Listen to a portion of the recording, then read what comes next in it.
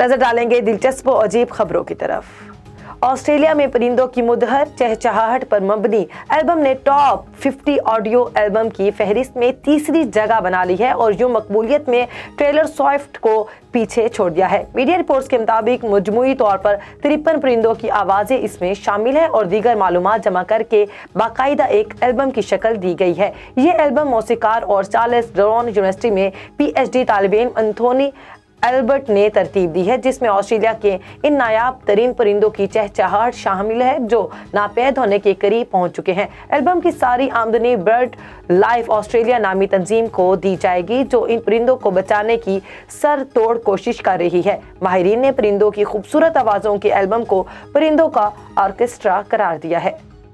मिस्र में 2 तेज रफ्तार ट्रेनों के दरमियान इंतहाई खतरनाक अंदाज में दौड़ते घोड़ों की सोशल मीडिया पर वायरल वीडियो ने लोगों में सनसनी फैला दी। घोड़ों की दौड़ या तेज रफ्तार ट्रेनें भागते कई बार देखा होगा, लेकिन अब देखें 2 चलती ट्रेनों के दरमियान दौड़ता हुआ घोड़ा जिसने ट्रेन में सवार अफराद के भी रोंगटे खड़े कर दिए। वीडियो में देखा जा सकता है एक तेज रफ्तार ट्रेन अपनी मंजिल के जानिब रवां दवा है। इसी दौरान दूसरे ट्रैक पर मुखालिफ समत से ट्रेन आती दिखाई देती है। दोनों ट्रेनें एक दूसरे की मुखालिफ समत में भागती हुई करीब आती हैं तो मंजर में एक सफेद घोड़ा नजर आता है जो तेज रफ्तारी से ट्रेनों के दरमियान दौड़ रहा है। घोड़े को इस तरह ट्रेनों के दरमियान दौड़कर कई मुसाफिरों की चीखें निकल जाती हैं, लेकिन किस्मत की वजह से घोड़ा किसी हादसे से महफूज रहता है। वीडियो में आगे चलकर यह मंजर सामने आता है कि मुखालिफ समत से आने वाली ट्रेन के गुजर जाने के बाद घोड़ा उसी ट्रैक पर बगैर रुके दौड़ना शुरू कर देता है और कुछ लम्हों में ही मंजर से गायब हो जाता है।